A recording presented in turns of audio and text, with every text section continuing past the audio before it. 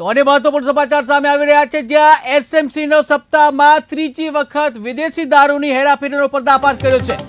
SMC નો સપ્તાહમાં ત્રીજી વખત વિદેશી દારૂની હેરાફેરીનો પર્દાફાશ, જ્યાં ખેડા જિલ્લામાંથી વિદેશી દારૂની હેરાફેરી કરતી કારને ઝડપી પાડવામાં આવી છે। જ્યાં કપડવંજ પાટિયા ચોકડી પાસેથી જે વિદેશી દારૂને ઝડપી પાડવામાં આવ્યો છે, ત્યારે 2.15 લાખનો વિદેશી દારૂ XUV કારમાંથી ઝડપી પાડવામાં આવ્યો છે। જ્યાં કાર ચાલક થાપ આપીને રફુચક્કર થઈ ગયો, ત્યારે 2.15 લાખના વિદેશી દારૂ સાથે મુદ્દા માલ કબજે કરવામાં આવ્યો છે।